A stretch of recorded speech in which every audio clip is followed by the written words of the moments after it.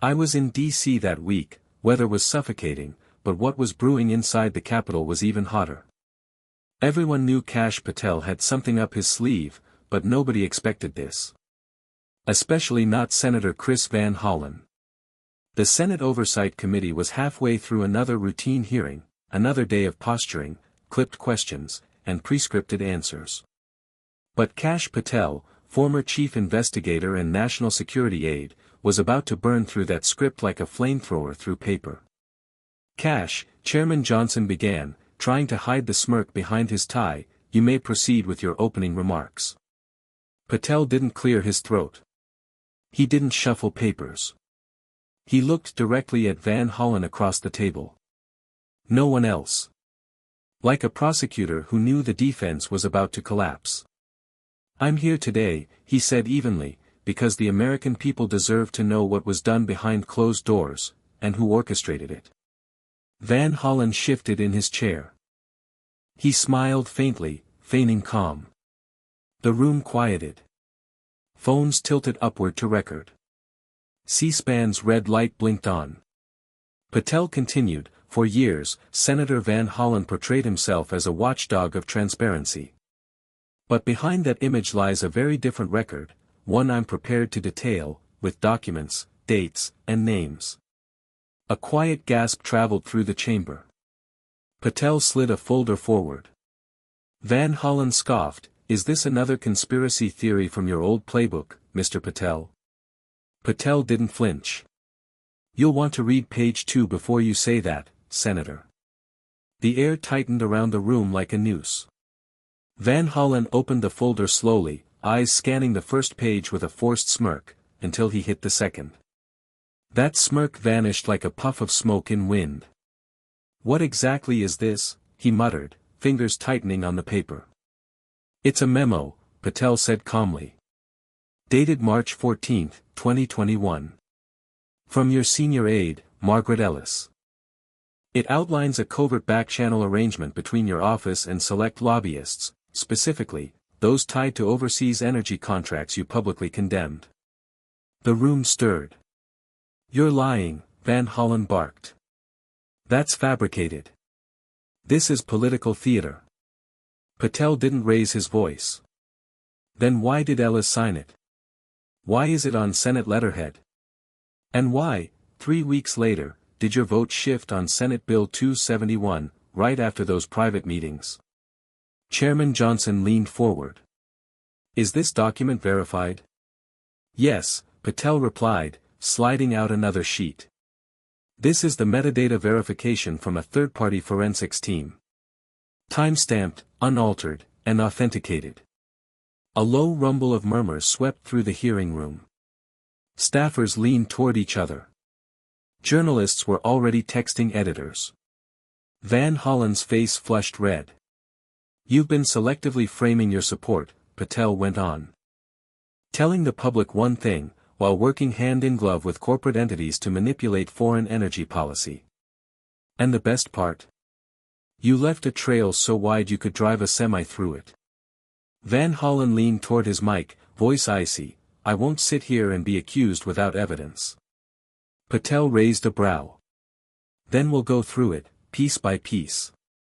Van Hollen straightened in his chair, trying to regain control.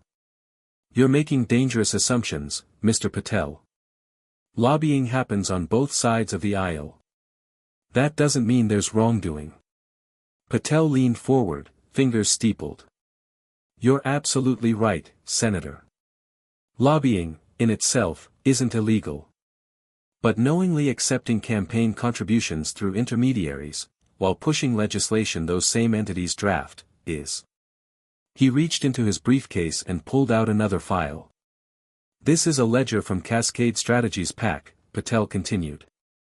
They funneled over $220,000 to your re-election fund between April and July 2021. Coincidentally, that's the exact window when you publicly reversed your position on the Baltic pipeline sanctions, after opposing it for 3 years. Van Hollen blinked rapidly. I have no direct association with that PAC. Patel opened the file and slid it toward the senators. Then you'll be interested to know that 2 of your former interns sit on its board, and one of them, Jacob Reese, used your personal cell number to coordinate fundraising events. Gasps. Audible this time. Cameras zoomed in. Phones buzzed. Even a few aides looked genuinely rattled. I have those call logs, too, Patel said, flipping to the next page. And I'm submitting them to the committee's official record.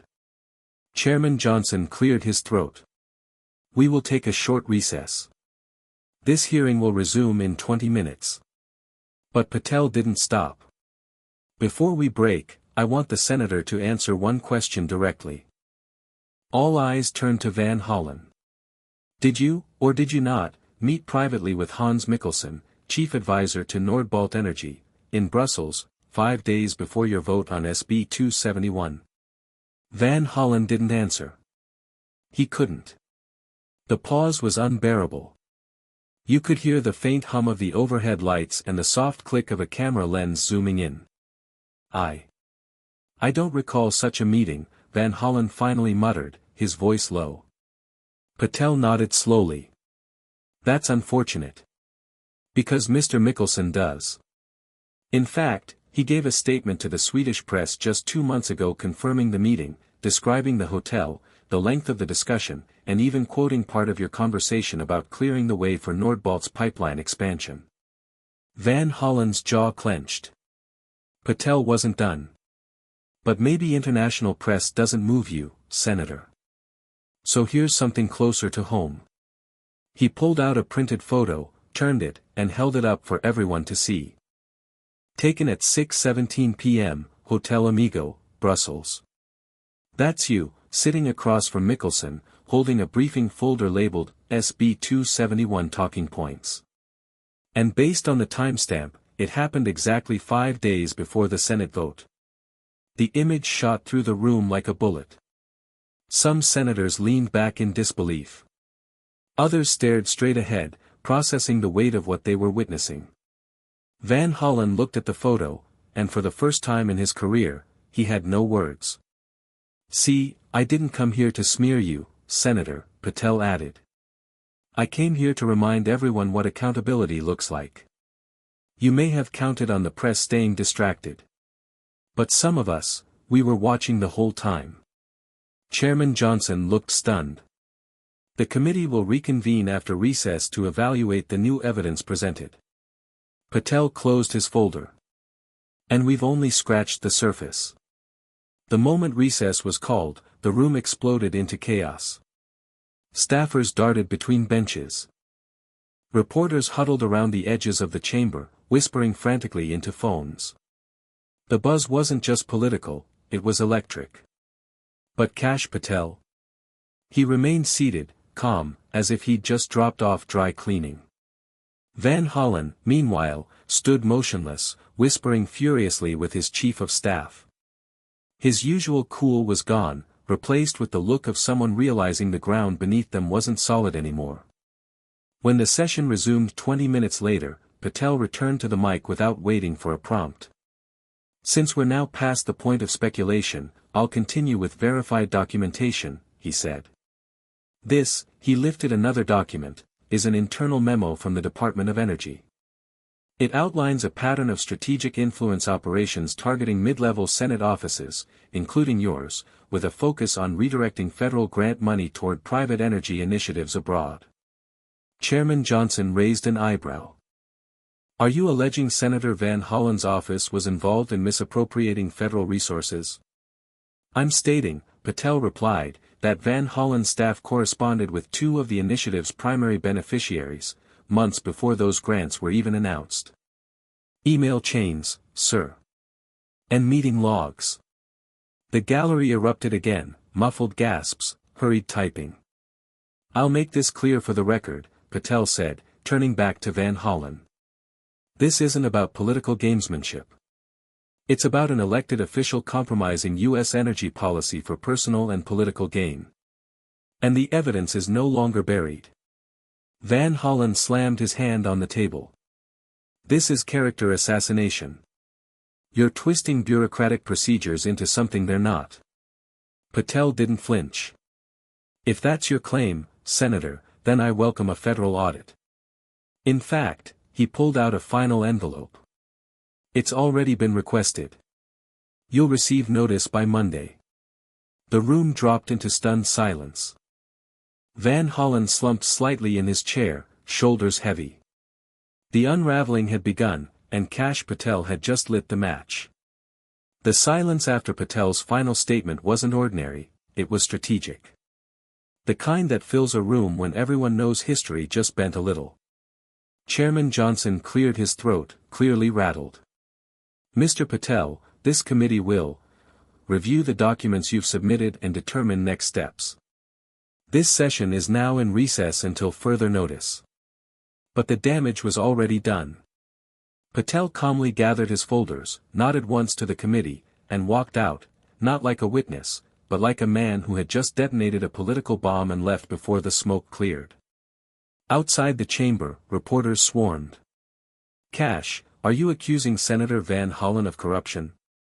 Will there be criminal referrals? Do you expect a Senate ethics investigation? Patel paused at the top of the Capitol steps. I didn't come here to accuse. I came here to confirm. And with that, he descended the marble staircase, vanishing into the sea of flashing cameras. Inside, Van Hollen sat frozen in his chair, his aides whispering frantically around him. Whatever plan he'd had going into that hearing was now ash. By nightfall, major outlets had already begun airing clips from the hearing. Headlines scrolled across the bottom of every news network. Patel drops bombshell on SEN, Van Hollen, calls for audit and ethics review, lobbying scandal rocks Senate, documents link Van Hollen to foreign energy interests, the truth is no longer buried, Patel tells Congress, Van Hollen's office released a lukewarm statement just before midnight, these claims are deeply misleading and politically motivated. We will respond in full when all facts are known. But by then, the court of public opinion had already begun its deliberation. By morning, D.C. was a storm of speculation. News vans lined the Capitol's East Plaza. Talk radio was ablaze. Editorials were already calling it the biggest political reckoning since the Benghazi hearings. But for Kash Patel, this wasn't about headlines, it was about pressure. Sustained pressure. And he wasn't finished. That same morning, he appeared on national television. Mr. Patel, the anchor said, are you prepared to testify again if a full ethics investigation is launched? Patel didn't hesitate. Not only am I prepared, I've already organized a second wave of documentation. There's more. A lot more. Is it true you've connected Senator Van Hollen to a network of energy shell firms operating through Luxembourg? Patel leaned slightly forward. We've traced multiple donations and back-end holdings. Some of them routed through clean firms that didn't even exist 5 years ago. All of it will be turned over to investigators. Meanwhile, inside the Senate building, Van Hollen was on defense. Closed-door meetings were happening. Whispers turned to confrontations. Even some of his own party members were pulling back, issuing neutral statements to the press. We believe every senator deserves due process. These are serious allegations that warrant review. Translation. You're on your own. The following day, a formal request for a Senate Ethics Committee inquiry was submitted, co-sponsored by 3 members who had previously backed Van Hollen on key legislation. Kash, sitting quietly in his office across town, smiled faintly as he read the news. He didn't need to raise his voice. He had already built the case, paper by paper, connection by connection. And now, Van Hollen was sinking in it. The Ethics Committee didn't waste time. By the end of the week, they formally launched a preliminary investigation into Senator Van Hollen's conduct, citing credible allegations of undisclosed financial interests and foreign influence. Patel's evidence had triggered a chain reaction, one not even Van Hollen's senior counsel could spin away. Behind closed doors, allies turned cautious. One senator even told Politico off the record, it's not just smoke anymore. There's fire, and Kash brought gasoline.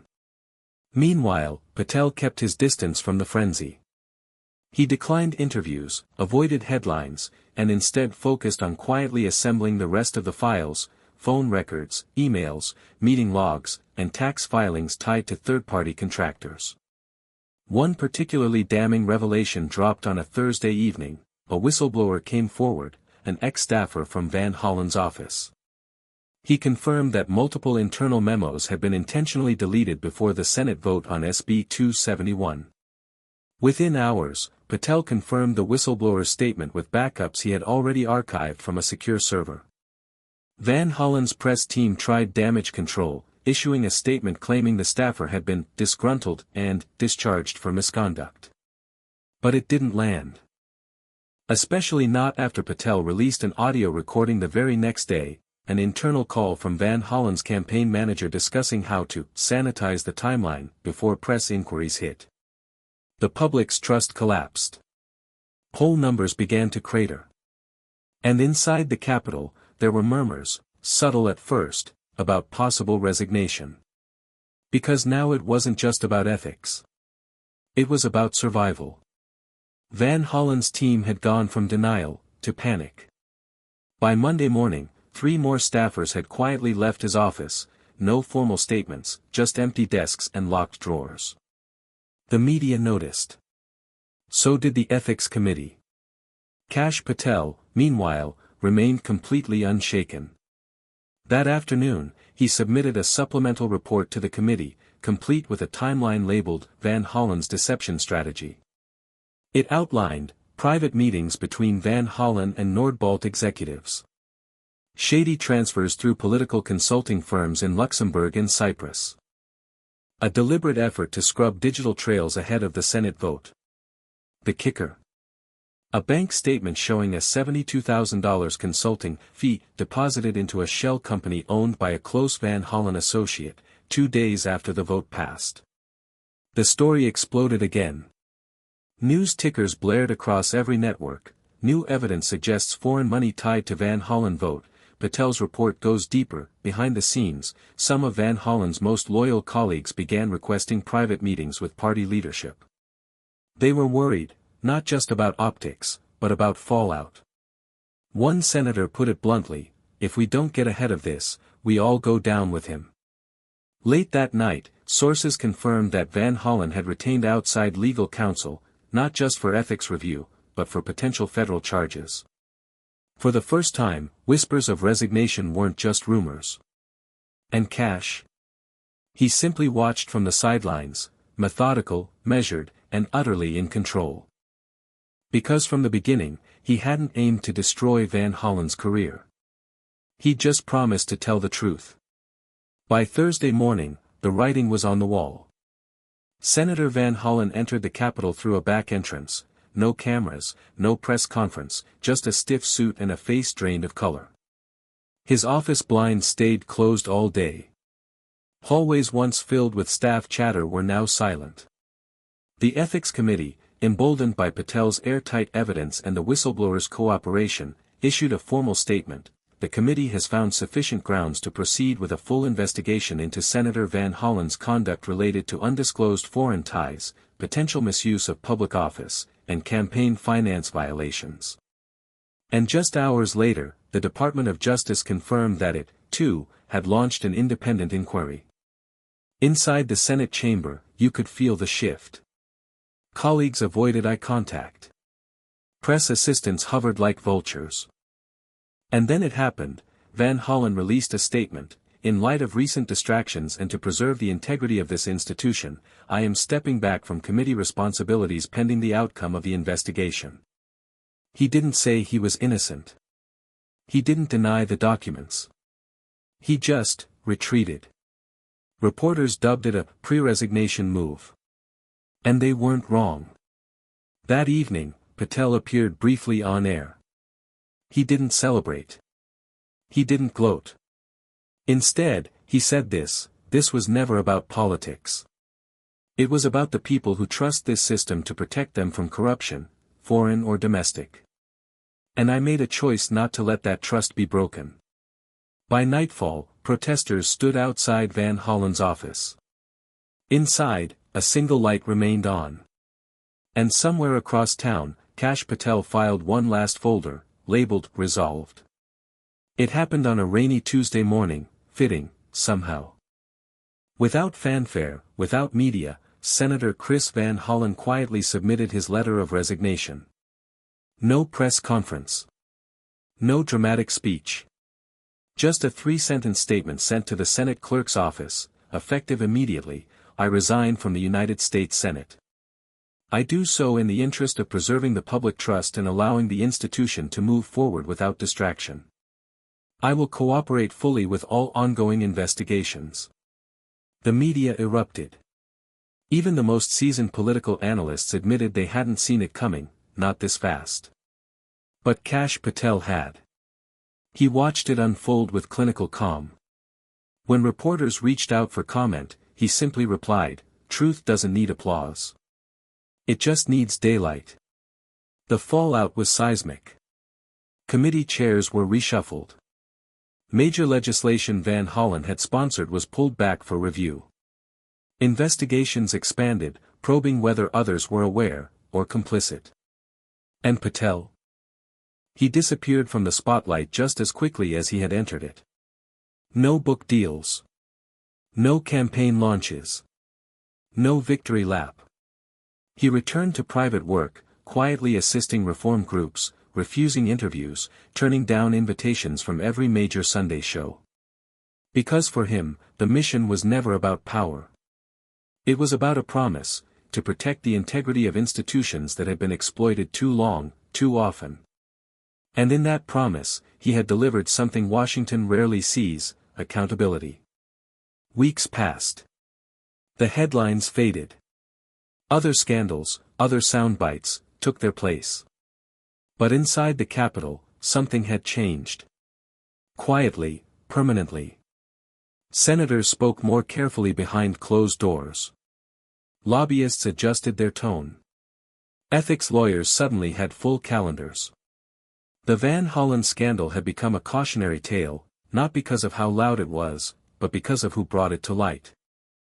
Kash Patel's name was now etched into the fabric of Washington, not as a politician, not as a partisan, but as something rarer, an enforcer of inconvenient truth.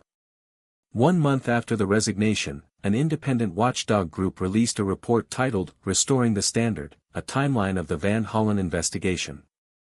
Patel was credited as the central figure whose efforts led to the most significant Senate resignation in over a decade. But Patel didn't attend the release event. No camera crews caught him that day. He was across the country, speaking to a room of law students at a university no one had expected him to visit.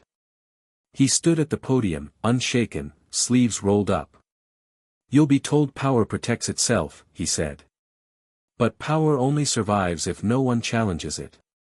You don't have to be loud. You don't have to be famous. You just have to be relentless, and right." The crowd stood in silence, some taking notes, others just absorbing it.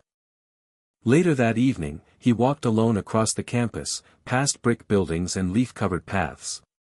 There were no chants, no applause. But truth? It didn't need any. It had already spoken, and Washington had listened.